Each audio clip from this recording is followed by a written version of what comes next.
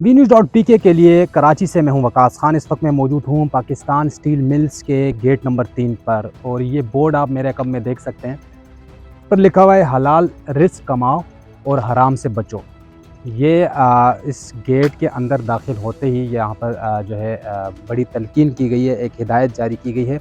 इस गेट की तरफ आते हैं तो आपको दिखाएंगे कि नोटिस बोर्ड लगा हुआ है, जनरल शिफ्ट ड्यूटी टाइमिंग 8 बजे तक, पाबंदी वक्त को अपना शार बनाएं, बहुक्म इंचार्ज सिक्योरिटी। साथ ही अब सवाल अक्सर ये उठता है कि स्टील मिल क्यों तबाह हुआ। मैं आपको बताना चाहूँगा कि ये दिन के तकरीबन 1 बज रहे हैं और लाइट अगर आपको कैमरे में नज़र आ रही हो इस वक्त ऑन है, हालांकि कोई काम नहीं, सब बंद है। यहाँ पर पत्ते पड़े हुए हैं और मुकम्मल तौर पर लग ये रहा है कि न जाने कितने अरसे से ये रास्ता जो है ये इस्तेमाल नहीं किया जा सका। इसके अंदर जो लाइट है वो अगर आपको नज़र आ रही हो वो भी इस वक्त ऑन है, वो भी बंद नहीं हुई। ये गेट नंबर 3 यहाँ पर लिखा हुआ है, गेट नंबर 3, अपना सर्विस कार्ड जेब पर आवेज़ा करें। असलहा और ज़ाती सामान प्लांट के अंदर ले जाना मना है। पाकिस्तान स्टील मिल जो है दोबारा उसको अपने पैरों पर खड़ा करने की कोशिश की जा रही है। देखते हैं कोशिशें कितनी कामयाब होती हैं, लेकिन बहरहाल ये एक बदइंतज़ामी थी जो हमें यहाँ पर नज़र आई पाकिस्तान स्टील मिल में, और हिदायत भी जारी की गई हैं। उसके बावजूद जो है हम ये देख रहे हैं कि किसी ने ये ज़हमत नहीं की कि यहाँ पर आकर ये लाइट बंद कराई जा सके, क्योंकि स्टील मिल इस वक्त फंक्शनल नहीं है।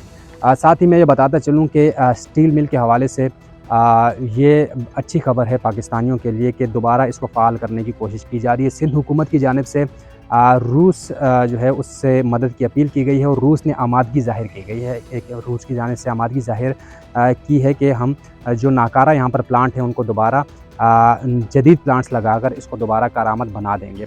अब खुशी की बात इसलिए है कि हज़ारों के जो एम्प्लॉइज़ हैं वो यहाँ पर दोबारा उनको जॉब मिल सकती है, दोबारा ये काम शुरू कर सकता है और मुल्क में अपना तामीरी किरदार ये स्टील मिल दोबारा अदा करने की कोशिश कर सकता है। रशियन गवर्नमेंट की जानिब से भी दरख्वास्त कबूल कर ली गई है कि वो स्टील मिल को दोबारा जो उसमें ख़राब पुर्ज़े हैं उसको रिप्लेस करके नए और जदीद पुर्ज़े लगाकर इसको दोबारा अपने पैरों पर खड़ा कर देंगे और स्टील मिल एक बार फिर अपने पैरों पर आ जाएगा। अब देखना यह है कि नया सिस्टम क्या होगा, लोगों के लिए कितना इसमें फ़ायदा होगा, क्योंकि पाकिस्तान भर से यहाँ पर लोग आते थे, हज़ारों की तादाद में एम्प्लॉइज़ यहाँ पर काम करते थे। 18,000 एकड़ रकबा जो है उस पर मुश्तमिल है ये स्टील मिल, और यहाँ पर स्टील मिल कॉलोनी भी आबाद है, लोग यहीं पर आबाद होते थे पाकिस्तान भर से जो आते थे।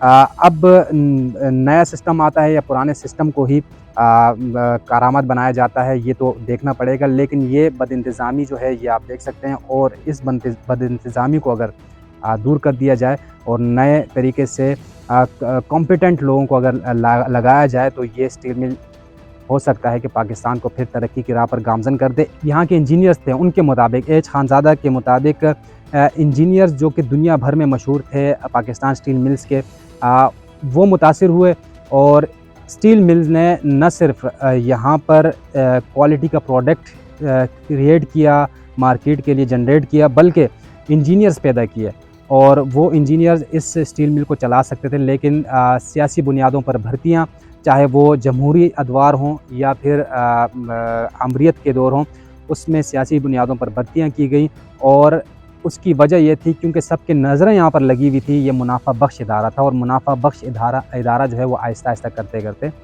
ज़वाल पज़ीर हुआ, और अब दोबारा से कोशिशें की जा रही हैं। अब देखते हैं कि नए तरीके से स्टील मिल को किस तरह खड़ा किया जाता है और इससे मुल्क को क्या फ़ायदा पहुँचता है।